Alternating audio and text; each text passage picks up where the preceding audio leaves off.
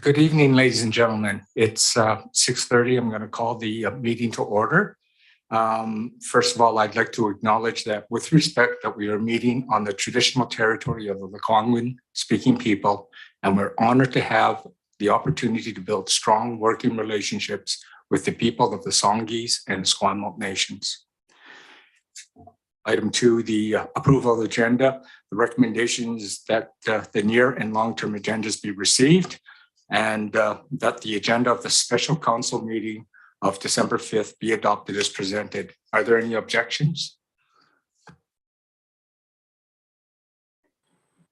Councillor Jensen. Sorry, Mr. Chair, just a question, not a complaint.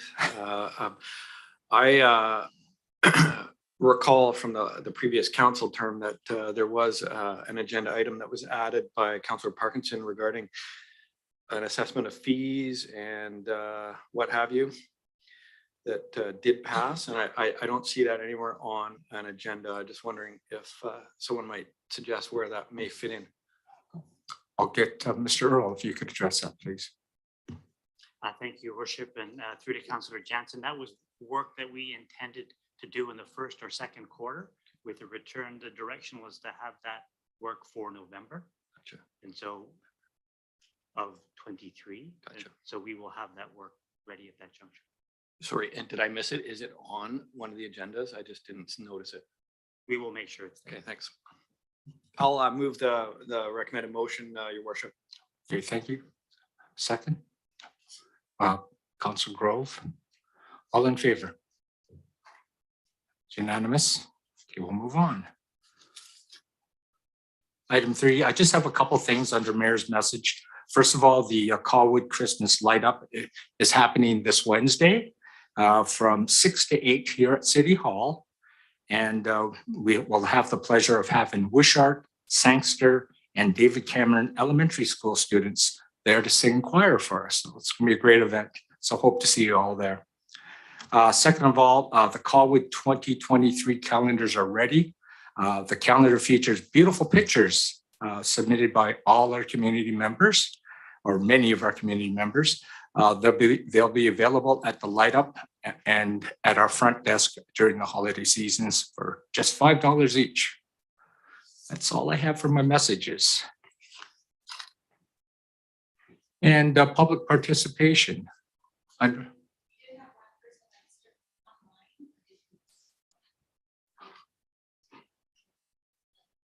Yes, if I can, anyone from the gallery wishes to speak, please come step forward, please. Before I allow you to speak, I just want to make sure that comments pertaining to the following matters that have been subject to a public hearing are prohibited at this meeting by law 1913 CD 33 2350 Sioux Grove. Okay, thank you. Please. You have to push that little button there. Sorry about that. Good evening, Mayor and Council. My name is Elizabeth Marcus, and I live at on Zapata Place. Carol Brown, Chair of Scenic, is going to give a presentation about Bexhill Park, and I would like to comment on that. I'm a resident who has used the existing septic field as a park space for the 12 years that I've lived on Triangle Mountain. I and many of my neighbors regularly use this to walk our dogs around the loop, as we call it. It's a well-defined path that circles the perimeter of the septic field. We have on occasion in the winter months to use that area when there's snow with our dogs to play. One of my neighbors has mobility challenges and he frequently drives his scooter around the loop with his dog. Another neighbor of mine, who's a retired senior, walks her dogs twice a day, and she frequently uses that loop as part of her walk. In the summer months, I've observed people on the hilly area in the center relaxing and reading a book. There is, of course, a riparian area, and there are many native species of trees, flowers, and plants that could add great beauty to our neighborhood and benefit if the field was restored and the invasive species and weeds were removed. As well, I'm one of the residents who participated in the survey phase of the Colwood Parks and Recreation Master Plan. That plan identified Triangle Mountain as one area of Colwood that is underserved with neighborhood parks and play amenities. As a consequence of that, my husband and I tend to drive to Colwood Creek Park with our dogs or Royal Roads. And although we can walk the loop, it's because of the condition of the septic field and that it is a septic field, it's not really conducive to use beyond what it is at this time. With your support for a park designation, that could change for our community. I feel strongly that it would be a much greater benefit for our community as a park and for use and enjoyment by today's residents and residents of the future versus I assume one option would be selling it for redevelopment. If that decision were made, it would remove the space entirely from public use, and it would inevitably add more vehicles to the road. Although we have a bus service, it is infrequent and inconvenient. We are foremost a car-dependent community. I anticipate, I'm looking forward to Carol Brown's presentation, and I hope you will consider my comments and her presentation when you make a decision regarding the use of this space. Thank you very much. Thank you very much for your feedback. Is there anyone else from the gallery that wishes to speak tonight? Okay, we'll move on to delegations. And Carol Brown, we have you up.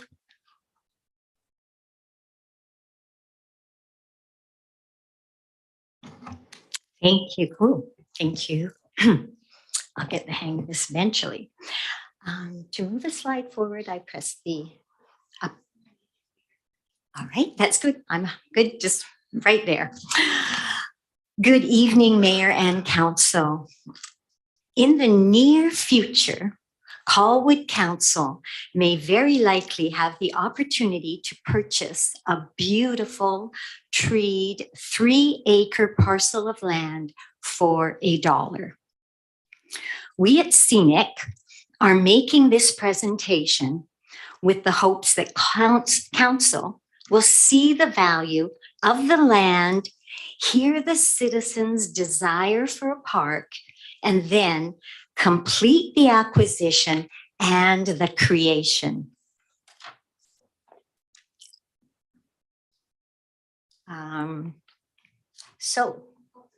Yeah, next slide. And it's the upper one. All right, good, thank you. The City of Colwood has the opportunity to provide a new park near the top of Triangle Mountain. Citizens Environment Network of Colwood hope that you will seize this opportunity. Once the strata hookup to the city sewers is complete, a 1992 contractual agreement between the City of Colwood and the stratas of Bexhill Place allows the city to purchase this 3-acre lot. Negotiations and contracting in this regard are ongoing. While awaiting hookup, the strata continues to use the property as their septic field. Staff report, Committee of the Whole, that was June 7th, 2021. Not. Maybe I'll just indicate then for next slide. Thank you. This beautiful piece of property is next to a small wetland that has resident frogs and returning ducks that nest. The land available for parkland has a variety of flat and sloped areas, tall trees and bushes, rocky outcroppings, and viewpoints. Next slide. Thank you. One of our available methods to mitigate climate change in Colwood is to protect our standing trees. This property offers an opportunity to protect just such an asset. The area serves as a perfect place to naturally sequester carbon, acts as a basin for intense rainfall, provides shade and shelter from heat for residents and wildlife during extreme and moderate heat spells. Next slide, please. Land on the site that was previously cleared of trees for the septic field could provide a small nature playground or restore to a natural state. The area ticks off many of the boxes for requirements that Colwood wishes to see in its natural parks. It would also score extremely high on the recent draft climate implications analysis, page 141, of the draft low carbon resilience climate action plan of 2022. Next slide, please. Views of the Olympic Mountains can be seen from rocky outcroppings. You will have to take my word for this, as there was a haze over the mountains on this particular photo day. Next slide, please. Property has 3 access points: Bexhill Road, Sewell Close, Claudette Court, with a possibility of a 4th access further south on Sewell Road. While taking photographs, now I'm sorry, I'm going to repeat a story, but it's one that Elizabeth mentioned. While taking photographs, I met a man who visits the park daily on his mobility scooter, exercising his dog. When I explained Scenic's hopes for the land, he said to me, quote, "Ask them to make it a park and leave it as it is, because I can get my scooter around on the pathways quite easily." Next slide, please. Although the property is regularly used by local residents, the property is actually private. Some of the activities that are undertaken include walking, jogging, dog walking, and passing from one neighborhood to another. Next slide, please. This is the access from Bexhill Road. Next slide. And the access from Sewell Close. And the little wetland is just to the left where the ducks come every year. Next slide. The surrounding neighborhoods will benefit from healthy activities offered by this gem of a potential park. Friends of Havenwood Park offer to assist in providing leadership in setting up a neighborhood Friends of the Park in order to help retain native plants, eliminate non-native plants, and to be stewards of the park. Next slide, please. This map shows the area referred to in our presentation. In Colwood's recent Parks and Recreation Master Plan, page 55, Triangle Mountain was designated the most underserved for neighborhood park distribution. Both the Colwood Parks and Recreation Master Plan and the draft Colwood Low Carbon Resilience Climate Action Plan 2022 call for further parkland on Triangle Mountain, page 125. Hopefully, this will be the first of a new park this will be first park, followed by another park on the north side of Triangle Mountain in the future. Next slide. The city of Colwood has lost 24.2% of its urban tree cover in the last 25 years. And I do believe that that is understated. What we need is to protect the remaining trees by claiming more green spaces and building wisely. Please help by designating this area near Bexhill Place as a park and to actively seek other treed areas to do the same. An opportunity like this for $1 will not likely come along very often. Thank you. Thank you very much. Any questions for Carol? Okay, not seeing any. Thank you very much, Carol. Great presentation.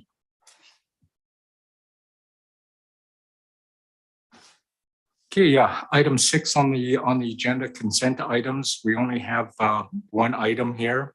Again, we can remove this from the consent agenda. It is, if I get Ian Borhill, do you want to just introduce this, Ian, quickly? It's just simply, it's the Heritage Commission appointments for 2023. And I think you're just recommending we leave it as is, as status quo. That is correct, Your Worship. Anyone like to make the motion? Okay, thank you. Councillor Jansen, seconder.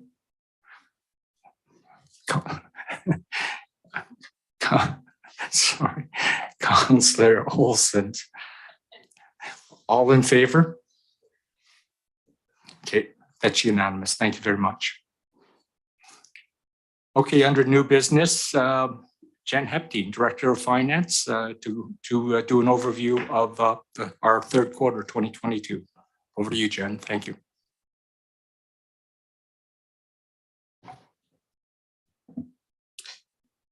Thank you, Mayor Kobayashi. Just wait one moment here.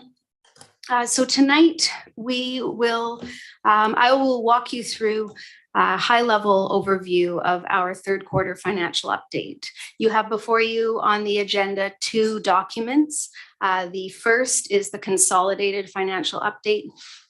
So this provides the overview for the city's operations and capital in sum, as well as all of our service areas. And the second document provides an update on our capital program. And so with that, overall, really no surprises. We're trending consistently with what we had communicated earlier this year at our second quarter update.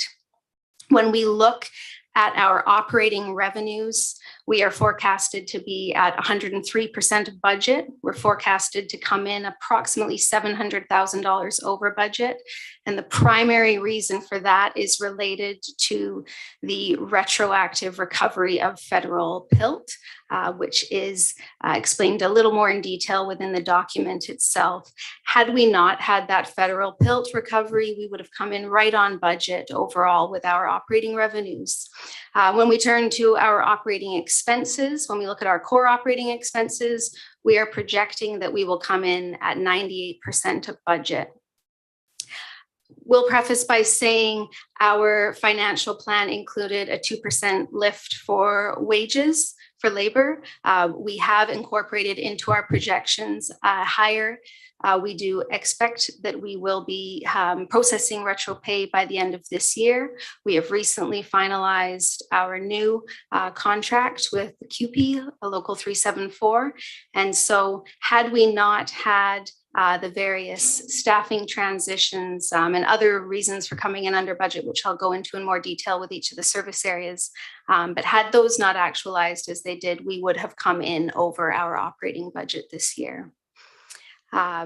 When we look at the allocation, so ultimately what is driving the surplus for general operations, we are looking at a surplus of just over $200,000. As I mentioned, the retro portion of the federal PILT accounts for $500,000. In addition to that, the city has started to reduce the federal PILT budget with the expectation that some of those monies may be at risk in the future. Policing services, we had a nominal operating budget there. Sewer operating, we're looking at a surplus for the sewer operating fund of approximately $100,000. And then lastly, the city entered into an agreement with a local developer and within Royal Bay.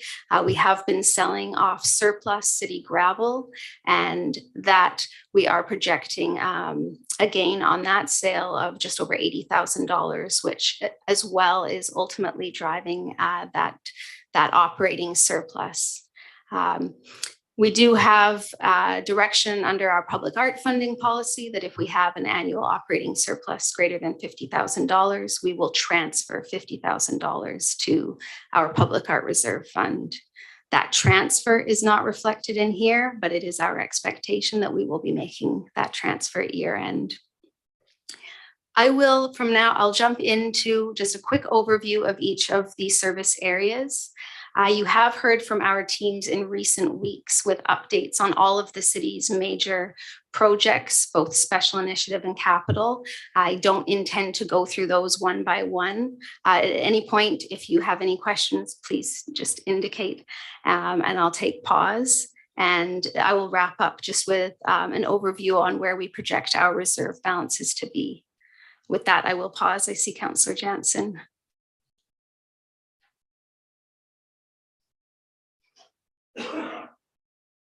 I might have been, sorry, thank you, Mr. Chair. I might have been a little bit quick on the uptake. Are you going to get into more detail about the PILT?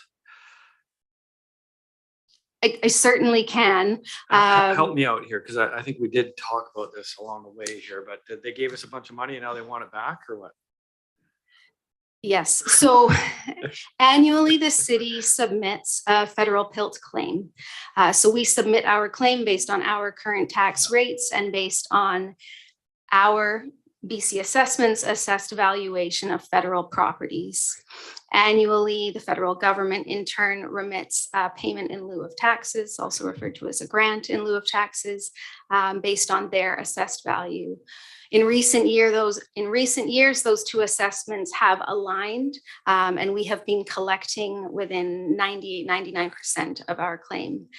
In 2021, it was brought to Colwood's attention that there was a duplication on the federal PILT roll with respect to a property down in the waterfront. The federal government informed us that they were reviewing payments that had been made on this particular property and were seeking retroactive recovery going back 5 years. As those conversations progressed in 2021, we were led to believe that we would be required to make a repayment just shy of $500,000.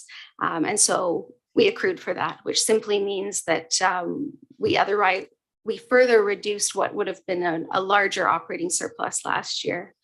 Those conversations between the city and Public Works Canada continued into this spring, and ultimately it actualized that the federal government would not seek a retroactive recovery. And so as a result, we are now recognizing those revenues that we thought were at risk, and we had fairly strong reason to believe were last year, and we have since received confirmation this year that they are not at risk.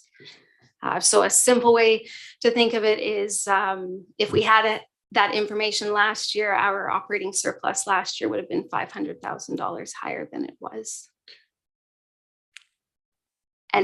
So this is a good news story, in other words. It's a good news story. It was extensive conversation, just further drives home just how important it is for us to understand all of the detail on the properties that we collect, because we do collect, it's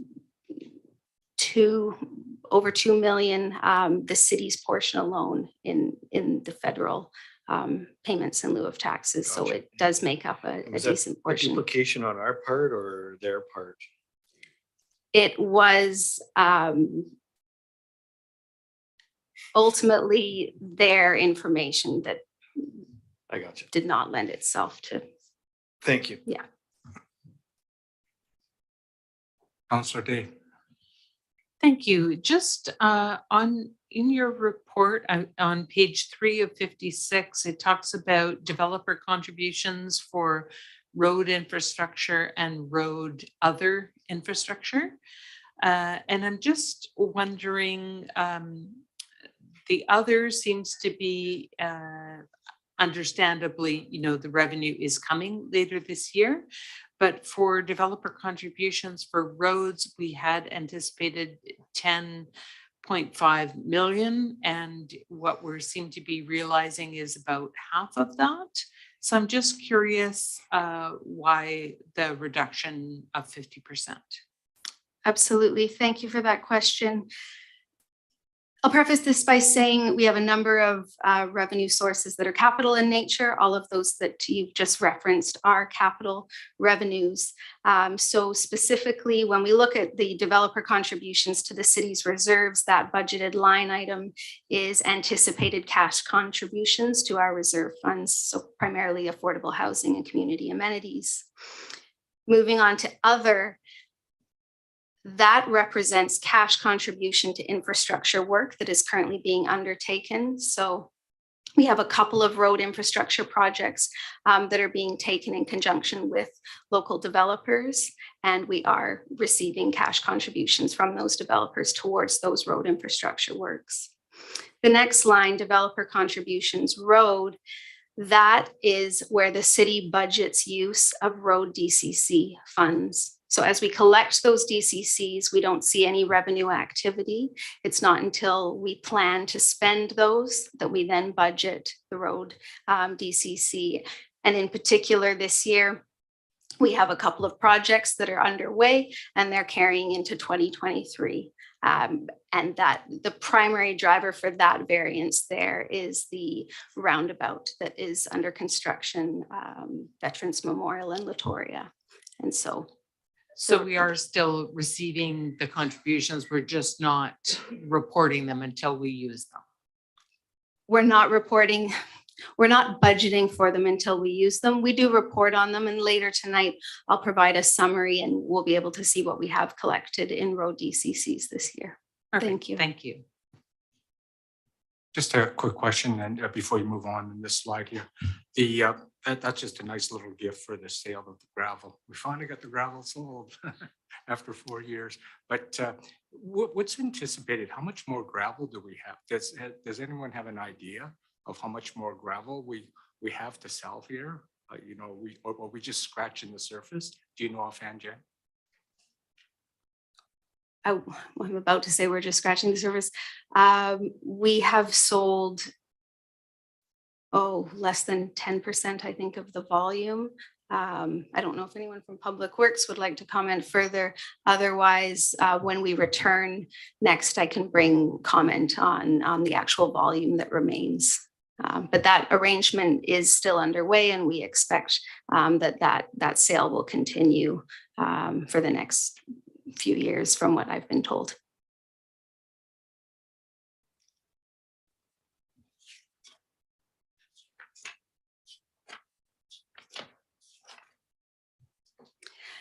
So you'll hear this comment from me really throughout the majority of the city's service areas, where we see our total core operating expenses actualizing under budget is primarily related to staffing transition. So typically, anytime the city has staffing transition, it's not uncommon that we do have a delay between for example, a resignation and when a new hire starts. And so that is throughout our operations primary driver. With respect to corporate services and administration as well, this is where all of our legal and our liability insurance premium budgets are. In terms of legal, we are projected to come in under budget. So we maintain a corporate-wide legal budget, and then as spend actualizes throughout the organization, we monitor that spend comprehensively, and then we look to reallocate and redistribute budgets annually just to continue to best reflect the costs of each service area. With respect to risk management, did want to highlight we are projecting to come in over budget. We do currently have one claim in particular that is driving that variance, and that $40,000, there is potential that could be recovered. And if so, that would just further increase the projected surplus. Lastly, I wanted to highlight within the area of community planning, there was 1 or 2 special initiatives. The Low Carbon Resiliency Climate Action Plan, we have indicated, and you will see, we are anticipating coming in over budget, $20,000 over budget on that work. And we are utilizing the corporate consulting budget that was not fully utilized. So that enabled us to continue on with that work.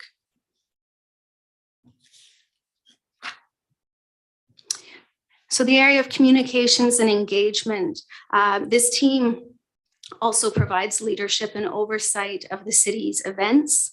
And so this year, the city, under this team's leadership, introduced what we refer to as gold and silver event sponsorship opportunities for our Eats and Beats event. And so we were able to generate an extra $20,000 or so in revenue that we directly invested into that event in particular, and was used to fund musical headline for that event. You'll notice events and public relations, we came in about $55,000 over budget. That's primarily related to the city's events and specifically to the Eats and Beats event. So the event sponsorship provided some of that funding as well. We utilized the Safe Restart grant to provide additional funding for enhanced cleaning of the facilities during that event, and we did upgrade our event tents.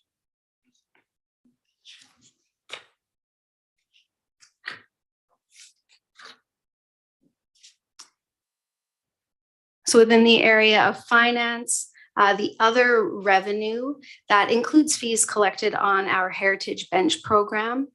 We will be undertaking an exercise to kind of reallocate those fees within the specific area of public works that provides the resourcing for that program. So you'll see that coming up in the next service review. And we also earn rebates and interest on the corporate purchasing card, the corporate credit card program. That's reported here as other revenue. Core operating expenses, we are projecting to come in under budget, again, due to staffing transition. Human resources, similar staffing transition, which is resulting in the projection coming in slightly under budget.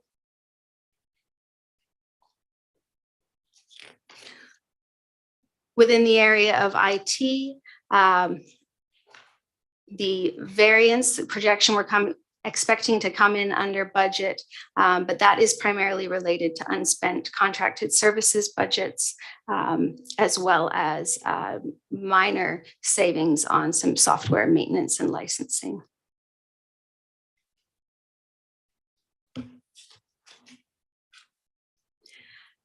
So fire rescue. So this was one area where in the recent service review, we have increased the operating funding for this area as we transition with our paid on call model.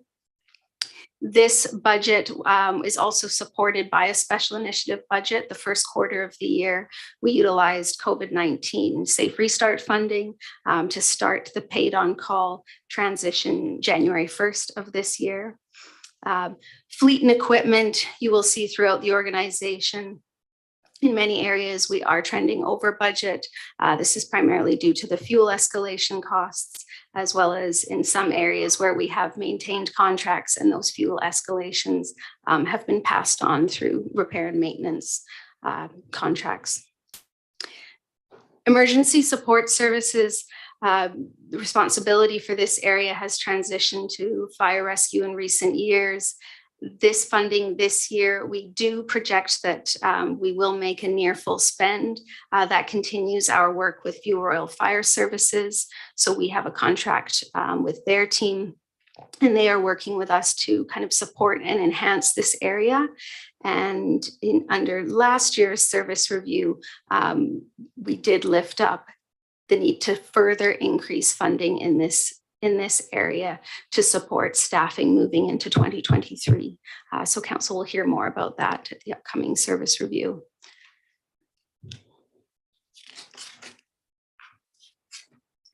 Policing. So with Colwood's, current and future population, we are responsible for 90% of the federal policing contract.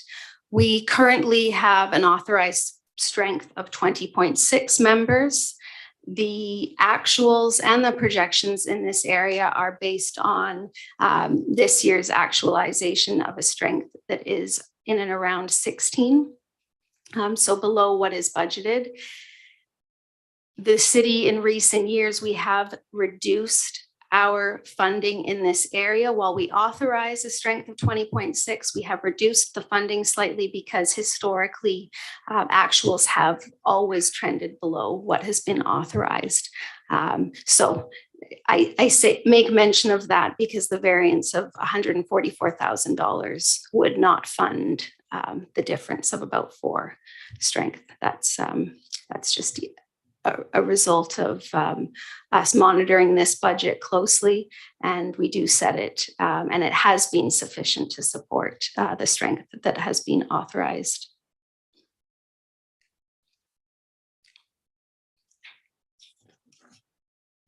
Moving into building and bylaw. So next to the sewer user revenue, the majority of the city's user fees are collected in this area.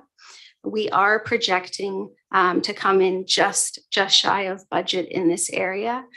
So the bulk of the building permit activity is related to the Allendale district, as well as Colwood Corners activity that's been underway for a couple of years now. When we look over to the operating expenditure side, we are, the primary driver, again, is related to staffing transition within the city's building inspection team.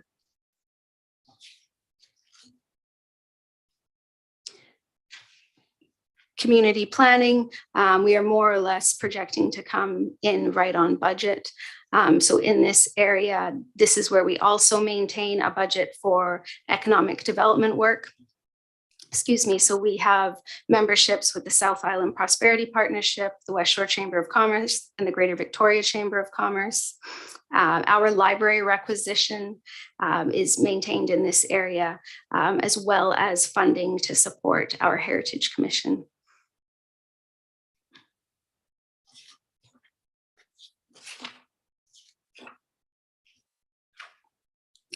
So moving into development services, with respect to revenue, we are projecting to come in slightly under budget.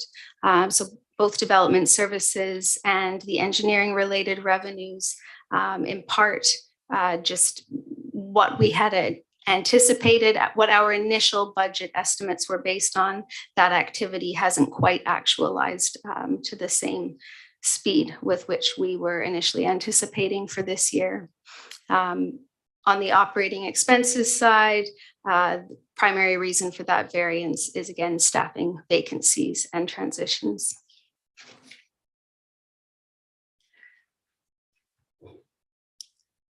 One factor I did want to highlight within the city's engineering services area. So the city has been working. Just a quick question here, Jen. Councillor Day. Sure. Just when you were talking about the heritage and community planning, I just found it a little confusing, and maybe it's just the way it's laid out. But when we support when we receive revenue, say for St. John's, is that not still going into the reserve fund for the Heritage Church? Great question through the chair. Facilities rental revenue will be coming because our public works team provides the support to maintain our city facilities. That revenue is disclosed in a service profile that's coming up. But you are correct. Any excess in user fees that we earn on that facility, particularly under bylaw, does get transferred over to a reserve for that specific purpose. Thank you.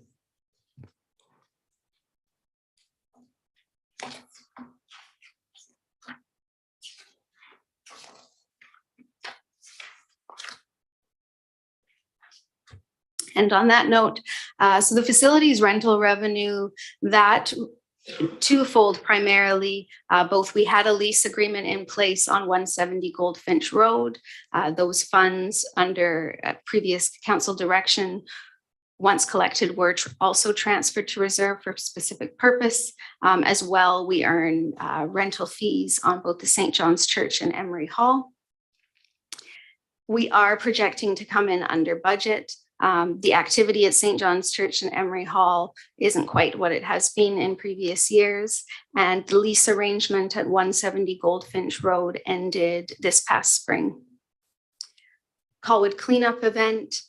You may recall there was direction given during the financial planning process that any related expenditures that are not funded by the fees collected under the current fee structure for the cleanup event, we've been utilizing the COVID Safe Restart Grant to fund the difference there. So overall, in the area of public works, we are projecting to come in slightly over budget.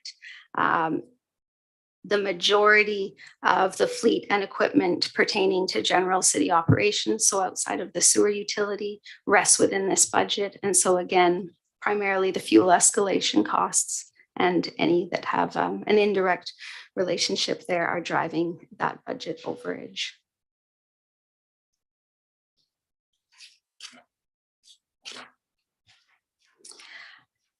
So this year, our roads and utilities team, we increased substantive roads maintenance work. We had some catch-up work on crack sealing, line painting. And so you will notice overall, we're trending over budget in the area of roads. We're trending under budget in the area of storm sewer that will coming up shortly. And that is primarily the result of just redirecting the team's efforts to respond to the work that was needed in the area of roads. And again, the fuel escalation costs as well are a factor in this area.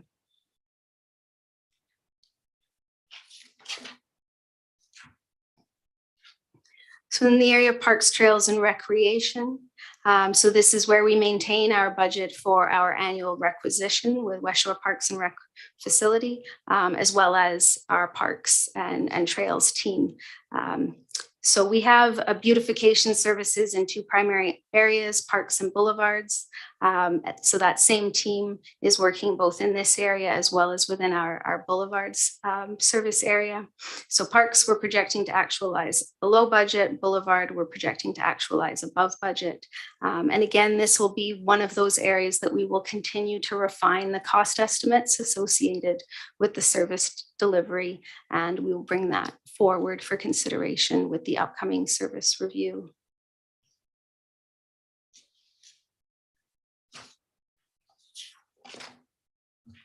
Councillor Day?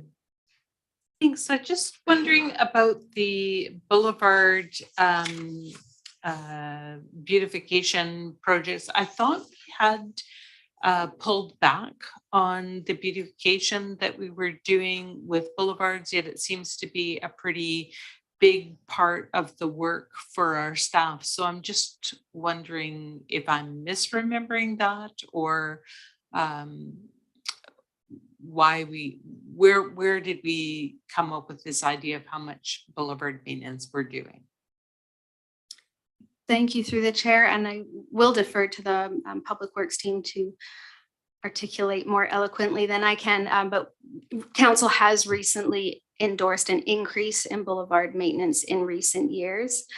There was a multi-year approach, and I know that some of the subsequent years were deferred, I believe in the most recent service review, but we have recently increased maintenance, particularly, well, in the area of boulevards, both for maintenance and beautification in recent service review.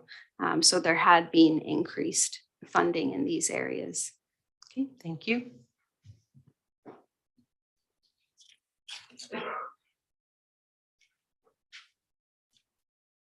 So storm sewers, we are projecting to come in under budget, and that's directly related to just the work of our team in the area of roads.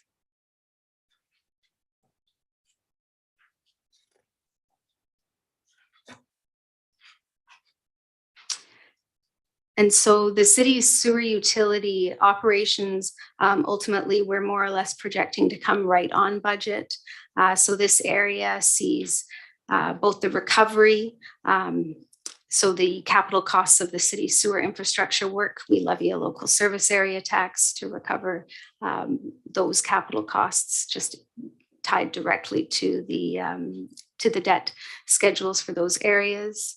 Our sewer user fees, as you know, some of you may recall, we did undergo both a fee review for our sewer user fees and our sewer connection fees. So in terms of the fee review direction that we've recently received from council, some of that work has started. And so the bulk of that for 2022 focused on this area. And so those sewer user fees, they came in on budget. That budget was based off of the increased rates that we were expecting. Connections, we continue to monitor those to best align the revenue and ensure that it's fully funding the direct costs related to those sewer connections.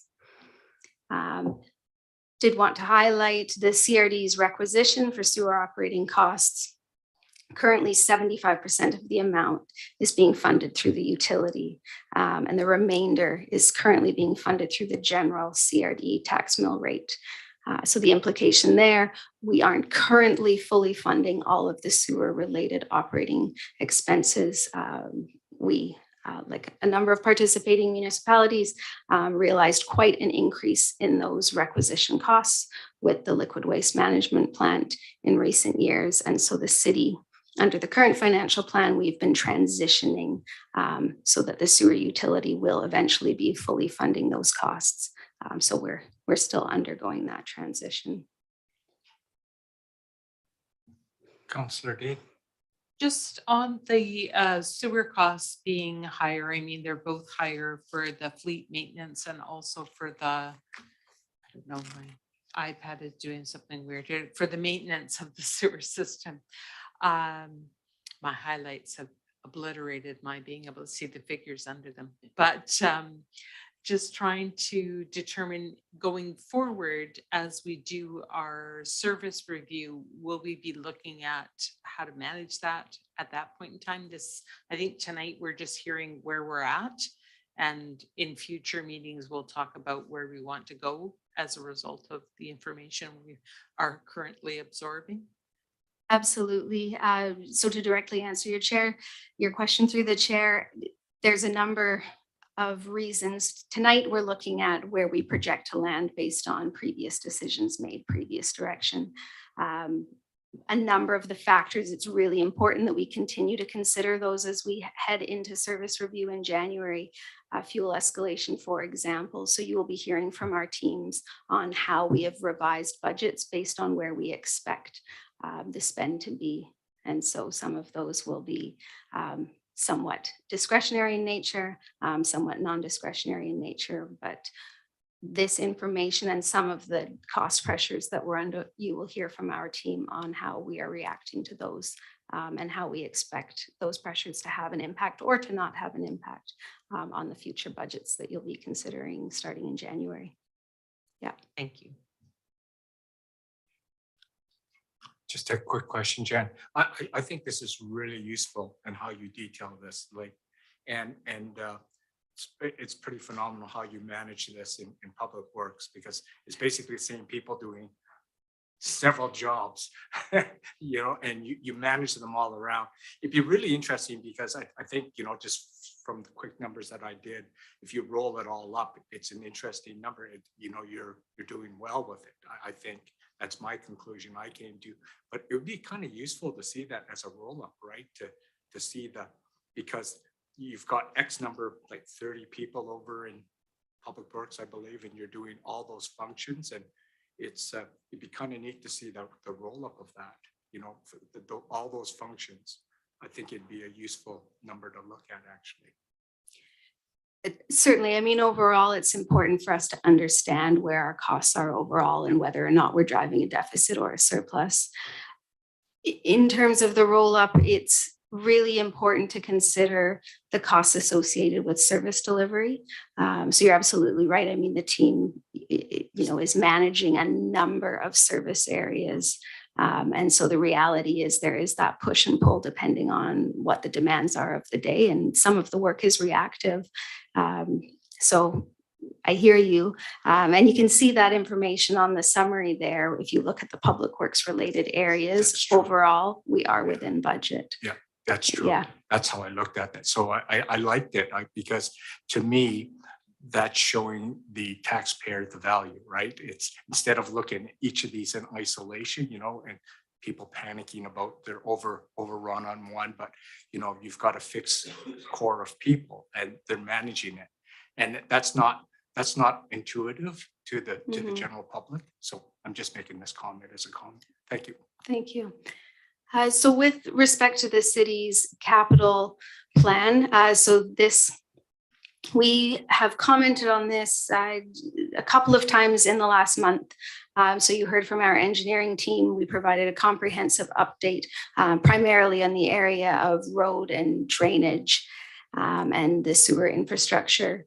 Our team recently during council orientation also gave an update on all of our major capital projects. The vast majority of these projects, as identified in the financial plan, are all well underway. When you look at the total expenditures and you see that we're at about 60% of budget, that budget will be actualizing. It's just that we're providing the projection on the spend this year. And we have a number of major road infrastructure projects that are underway and will carry into 2023. In particular, you'll be hearing from our team at next week's council meeting with respect to continued work. Our sidewalk and bike lane program, we will be before you with the outcome of a recent RFP, and we'll be looking to have that RFP awarded with construction carrying into next year. We'll just take. Councilor Ward. Yeah, sorry, just a quick question. Looking at the sidewalk and bike lane program, I was just wondering about the variance on that one. It shows up, I think, at about 8%.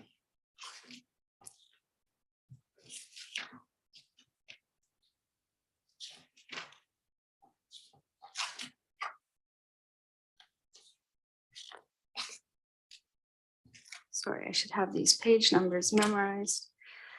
It's on 2 of 25 of the Q3 update on capital. Okay. So in terms of, I should preface this by saying administration received direction through the active transportation network planning process. We received direction at the beginning of this year to advance, and it was about 10 projects by the end of 2023.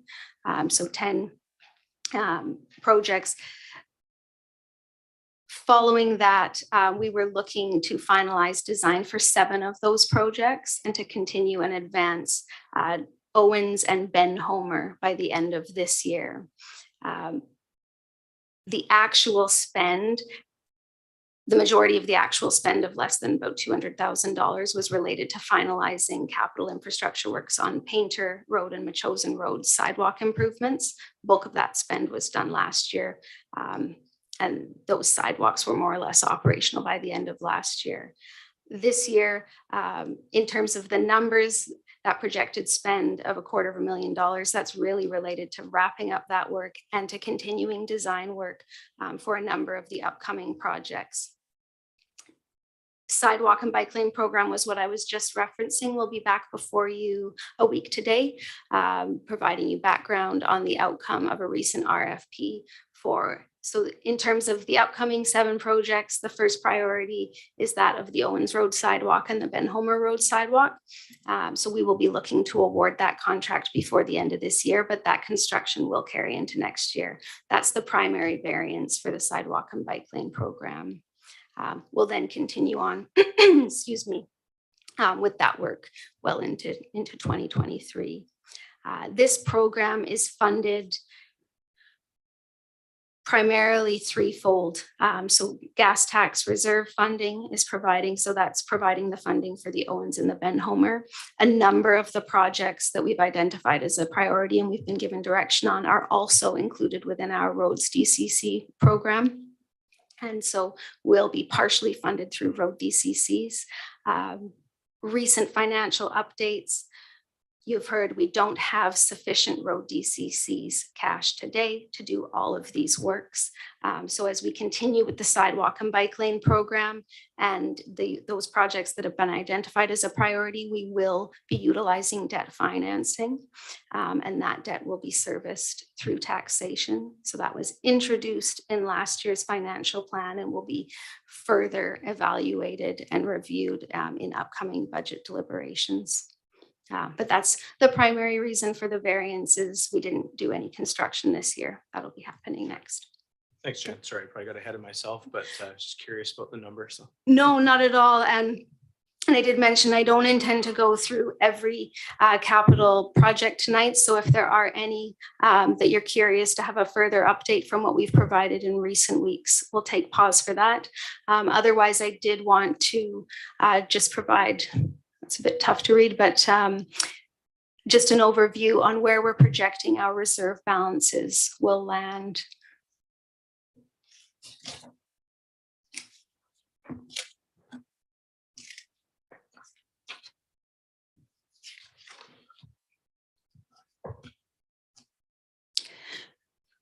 So annually with our financial planning process, we do look with intention at what we plan to put into our reserves. And then of course, we are prioritizing how we intend to utilize our reserves. So with this year's financial plan, we were anticipating transferring about $6.5 million into our reserves. That is actualizing just under $5 million. The primary reason for that variance is the anticipated cash. We put together our best guess in terms of how development will proceed. That has a direct impact on the cash that's coming into our developer funded reserves. Those didn't actualize as we'd initially anticipated. So that's the primary reason that we have come in under the $6.5 million. The Sustainable Infrastructure Reserve Fund is one that we pay particular attention to, in part because every year we are looking at how we can increase the amount that we set aside. So in part, we increase our property taxes 1%. That's one of the tactics we utilize when we have debt that's retired and we are no longer servicing that debt. So in recent years, it's primarily been related to equipment or fleet loans. When those have retired, we've taken those debt payments and we've just increased what we're transferring in. So right now, we're transferring in just over $1.7 million into our Sustainable Infrastructure Reserve. That's what we planned, and we expect that we will actualize that transfer in.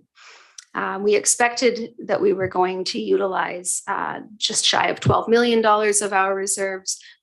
We project that we're going to come in closer to 9 million. Again, that's directly related to our road infrastructure works and our facility works, some of which have been deferred to next year. Spoke earlier this evening about development cost charges. So when we collect cash. Just have another question. Councillor Day, pardon me. That's okay. Sorry, I didn't mean to interrupt your flow. Just with St. John's Church, the first that I had heard about the upgrades to the kitchen and the washroom facilities that are potential in the future, it would be really important to consult with IACTI on accessibility upgrades because often it can be very helpful to have a look at the potentials before we get started. It's a lot easier to make a good plan that way. And I feel like just in the last few years, IACTI has sort of become less visible maybe within City Hall, and they have great resources to be able to provide some ideas that of things we might not think of. Thank you. DCCs, so. Thank you, Worship. Quickly, Jen, I don't want you to flip back to this page, but on the first page, in your presentation, you indicated 84% projection on the revenue side.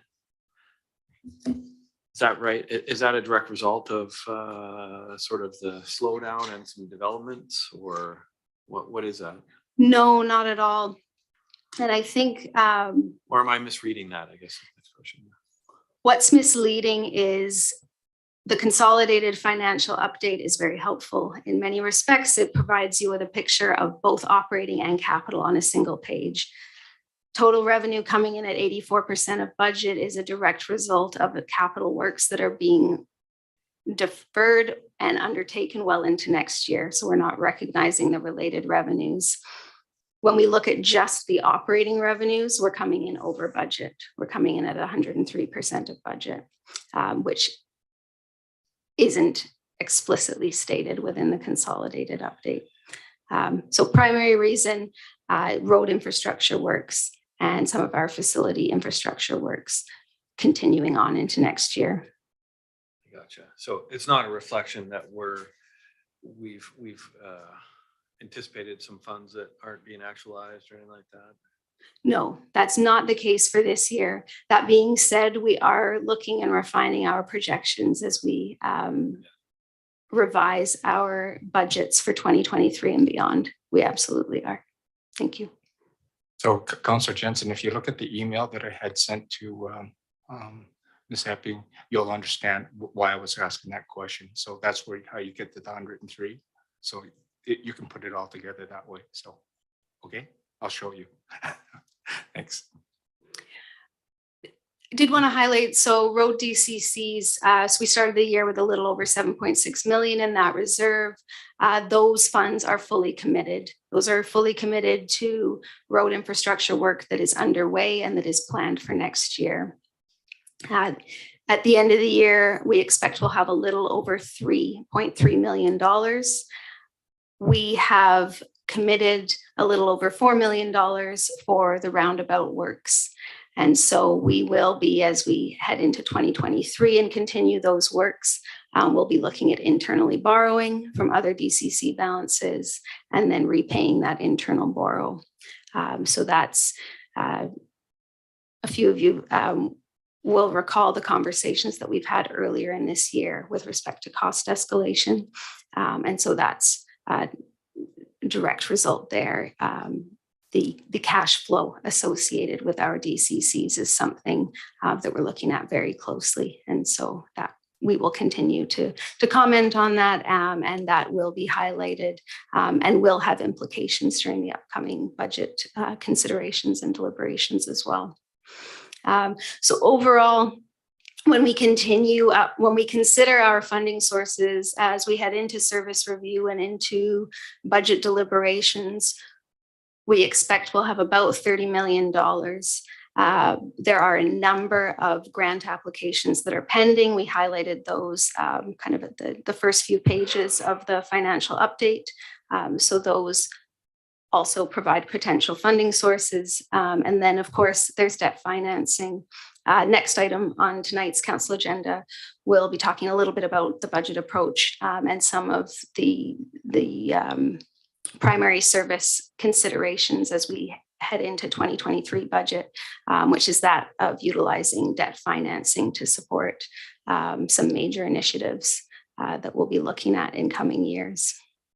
And so with that, that really is the third quarter financial update. Happy to answer any questions. Otherwise, we can move on to the budget approach. No questions? Do you need a glass of water before we start the next one? Okay, we'll just consult and grab it.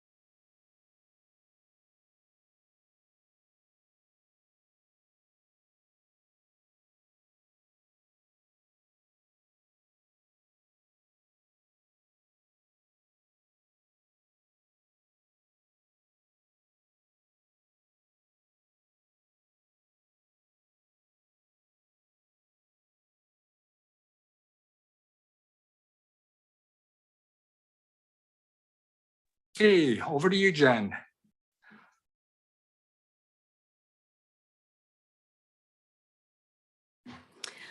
Okay, so with that, we will pivot now into 2023. So staff right now, we are busy compiling and refining draft budget estimates.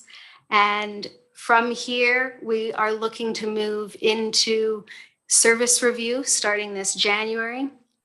And sorry, I should back this up. Really, the intention of this item is to receive council's endorsement primarily of the timeline that is proposed, but also of the policy and the principles that are outlined in the staff report before you. We prepare an annual 5-year financial plan, and we continue operating under year 2 of that financial plan. So regardless of the timeline that we undertake to update that plan, operations are not interrupted. We continue and we carry on.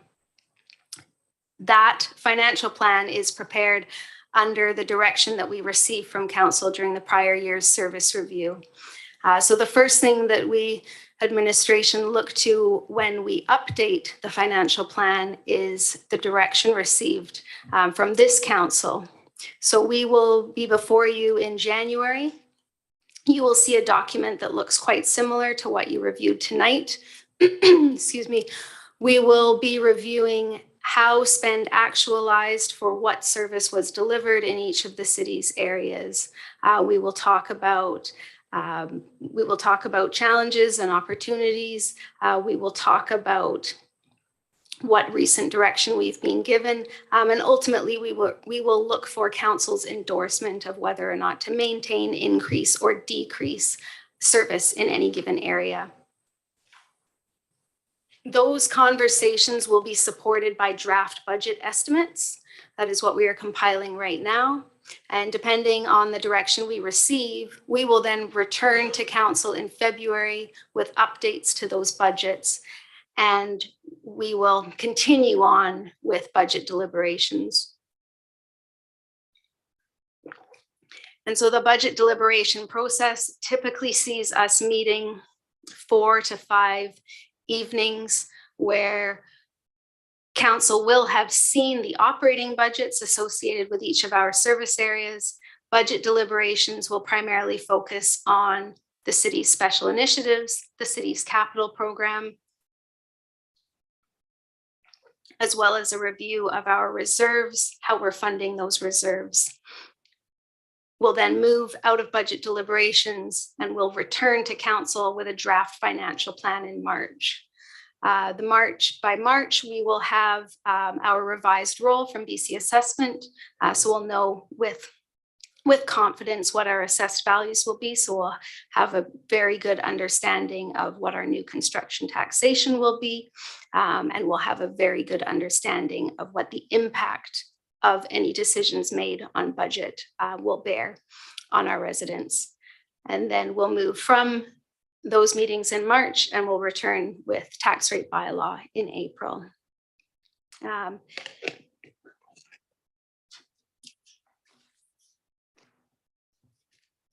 did want to highlight, which is on page 3 of 4 of the report, there are a number of service considerations. So as we go through each service area, we will highlight any implications in any area, but those that really will have a material effect on the draft financial plan. The RCMP West Shore Detachment Building. So a feasibility study has occurred. We've been reviewing construction estimates between the member owner municipalities. Currently, we've got a Class D construction estimate of over $80 million, and our share is estimated at about $20 million. So as we continue those conversations and look at that work, there will be material financial implications that will be integrated into this upcoming draft financial plan. As you heard from us during last year's budget deliberations, we are proposing that debt servicing be funded through taxation. The new Public Works building, so as you know, this past year, a facility feasibility study was accepted as a master plan for 3300 Wishart Road. We have presented council with initial Class D construction estimates. Financial implications of servicing the debt associated with that work will be incorporated into this upcoming draft budget. We'll continue conversations about sustainable infrastructure funding and how we can increase those reserve transfers, as well as policing cost implications. When we were before you during last year's budget deliberations, you heard that we are looking to increase our RCMP policing presence by 1 member annually. And so we'll continue to incorporate those financial implications, as well as those associated with e-com.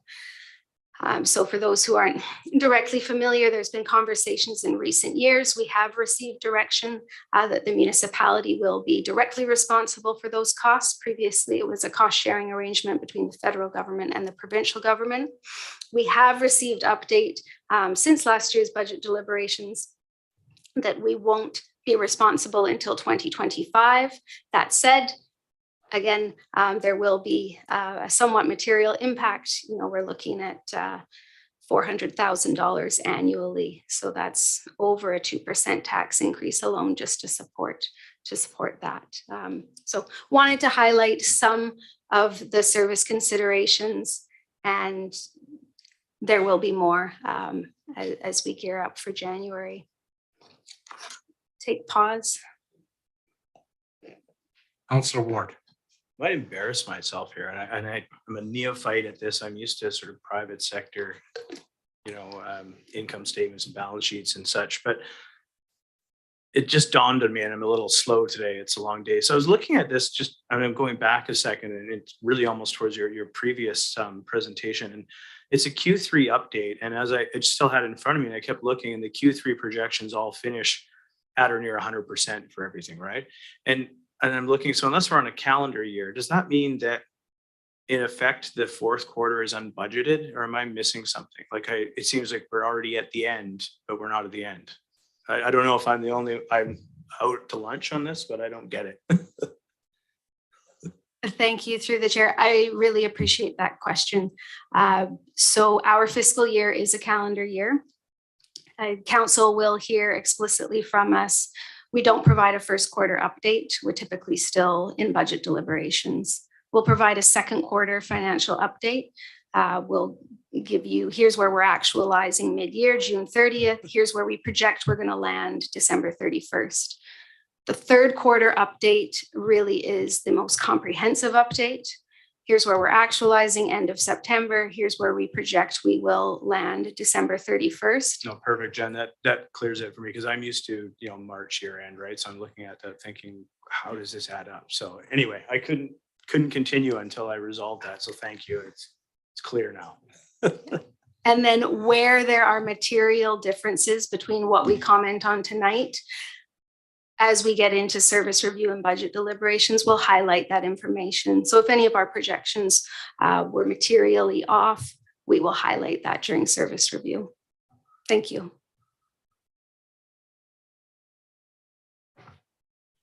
Any other question? Or you're finished, aren't you? Are you finished now? Sorry, if there are no further questions, ultimately I am looking for a council resolution to endorse the 2023 budget approach, including the timeline that is before you. So questions first.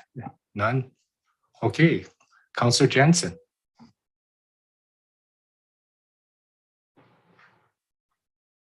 Thanks for the updates, Jen. I will endorse the proposed schedule for the 2023 budget and service review, Your Worship.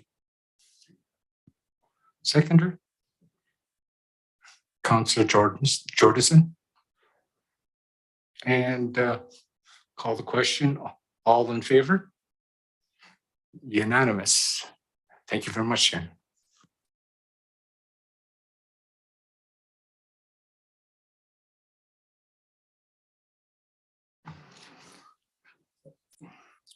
Okay, we get into bylaws, section 8.1 sewer LAS enlargement bylaws adoption, bylaw number 1959, Colwood Main Sewer LAS enlargement 3361 Patterson Way, bylaw number 1960, Colwood West Sewer LAS enlargement 3361 Patterson Way, Bylaw number 1961, Colwood Main Sewer LAS enlargement, 3128 Machosen Road. And bylaw number 1962, Colwood Central Sewer LAS enlargement, 3128 Machosen Road. Do I have a mover for the recommendation? Okay, Councillor Grove, seconder. Councillor Olson. Any questions, comments? Okay, all in favor?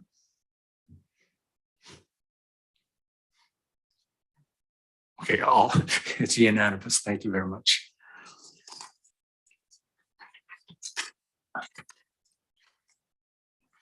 Eight point two, bylaw 1963, 2022 omnibus amendments adoption.